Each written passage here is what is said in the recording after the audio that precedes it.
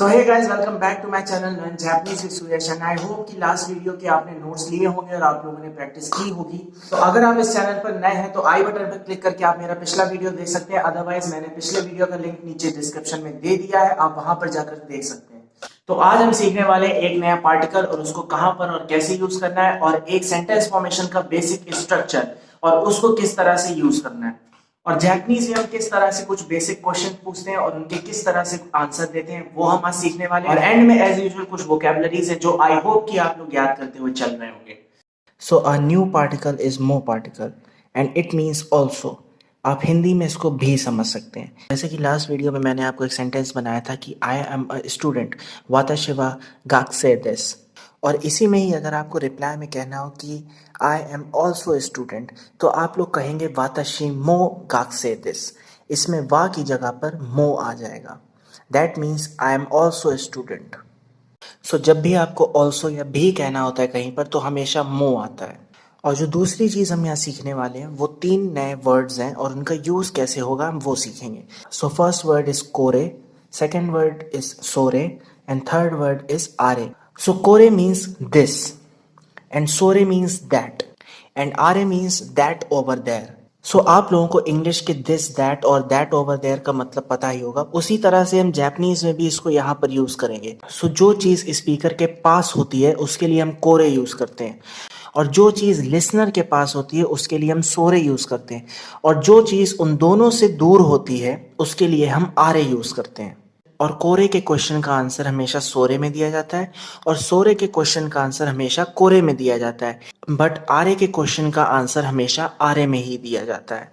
इसको आप इस तरह से समझिए, जैसे कि आपसे कोई कहता है इज दिस अ बुक, आप लोग रिप्लाई में कहते हो yes that is a book. और अगर आपसे कोई कहता है इज दैट अ पेन तो आप आंसर में कहते हो yes this is a pen. So यहाँ पर आप देख रहे हो कि दिस का आंसर दैट में हो रहा है और दैट का आंसर दिस में हो रहा है। तो जापानीज में भी कोरे का आंसर सोरे में, सोरे का आंसर कोरे में, ये हमेशा चलता रहेगा। अब बात करते हैं आरे की। आरे का मतलब होता है दैट ओवर देयर, वो चीज जो कि लिसनर और स्पीकर दोनों से ही दूर है। तो वो चीज दोनों से ही दूर है, इसलिए स्पीकर और लिसनर दोनों ही क्वेश्चन आंसर आरे में ही करेंगे। इसके क्वेश्चन में भी आरे ही आएगा, इसके आंसर में भी आरे ही आएगा। जैसे हम लोग कहते हैं is that a tree over there, तो आप उसका आंसर कहते हो yes over there is a tree. So कोरे सोरे और आरे के कई एग्जांपल हैं, बट उससे पहले हम सेंटेंस फॉर्मेशन का अपना दूसरा बेसिक स्ट्रक्चर देख सकते हैं जो कि एक क्वेश्चन बेसिक स्ट्रक्चर फॉर्मेशन है। जैसे कि हमने पहले पढ़ा था ए व बी दिस, तो इसमें हम क्वेश्चन पूछने के लिए बस एक चीज ऐड करते हैं का। जैसे कि हिंदी का क्या होता है वैसे ही जापानीज में का होता है, तो इसका फॉर्मेशन होता है ए वा बी दिस का। और जापानीज में हम लोग क्वेश्चन मार्क नहीं लगाते हैं, वो का ही एक तरह से क्वेश्चन मार्क का वर्क करता है। तो हम लोग ए वा बी दिस का के बाद सीधा फुल स्टॉप लगाते हैं। तो यहाँ पर मैं क्वेश्चन वर्ड इंट्रोड्यूस करता हूँ आपसे, दैट इज नान। जैसे कि हिंदी का नान होता है जो आप लोग खाते हो, एग्जैक्ट वही ये नान है। नान का मतलब होता है वॉट, या हिंदी में कहें तो क्या। तो ये एक क्वेश्चन वर्ड है, इसका हम यूज अब देखेंगे। तो हमारा second basic structure sentence formation क्या हुआ, ए वा बी दिस का। यहाँ पर हम ए की जगह पर कोरे सोरे या आरे यूज कर सकते हैं और बी की जगह पर हम नान यूज कर सकते हैं, और इस तरह से हम फॉर्म करते हैं basic question and answer structure of sentence formation. जैसे कि अब आप क्वेश्चन पूछ सकते हैं कोरे वा नान दिस का, इसका मतलब हुआ व्हाट इज दिस।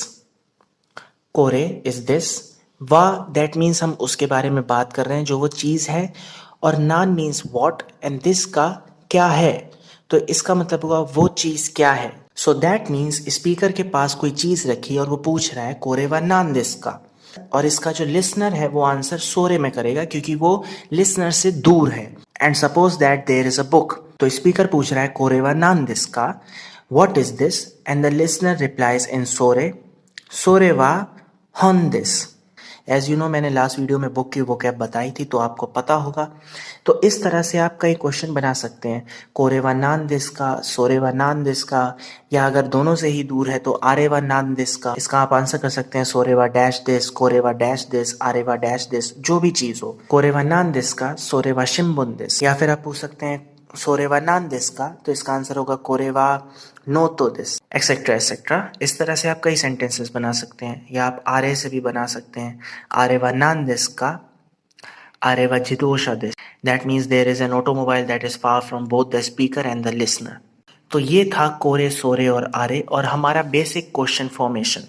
इस तरह से आप कई क्वेश्चन बना सकते हैं। आपके आसपास जो चीजें रखी हैं आप उसको देखिए और उनसे क्वेश्चन बनाइए। और one important point is that आरे जो है वो दोनों से दूर कोई चीज हो या दोनों से ही डिस्टेंस पे बराबर हो, उन दोनों के लिए ही आरे यूज किया जाता है। सो अगर आप इमेजिन करिए कि कोई चीज है जो आपसे या आप जिससे क्वेश्चन पूछ रहे हैं या आपसे जो क्वेश्चन पूछ रहा है उन दोनों से ही बराबर डिस्टेंस पर रखी हुई है, यानी आप दोनों के बीच में रखी हुई है या सेम डिस्टेंस पर रखी हुई है, तो उसके लिए भी हम आरे ही यूज करते हैं। और यहाँ पर भी आप मो पार्टिकल यूज कर सकते हैं। जैसे कि स्पीकर और लिसनर की कॉन्वर्सेशन चल रही है तो उसने पूछा कोरेवा नान दिस का, और आंसर हुआ सोरेवा होन दिस। फिर उसने पूछा कोरेवा नान दिस का, तो उसने फिर आंसर किया सोरेमो होन दिस। तो इसका मतलब ये हुआ कि उन्होंने पहले पूछा ये क्या है और उसने जवाब दिया ये बुक है, और फिर उन्होंने पूछा कि ये क्या है, फिर उन्होंने आंसर दिया ये भी बुक है। तो इस तरह से आप कई सेंटेंस बना सकते हैं मो का इस्तेमाल करके। सो ये हमारा बेसिक स्ट्रक्चर था क्वेश्चन सेंटेंस फॉर्मेशन का, और ये है आज की vocabularies. First is map, that is चीजू।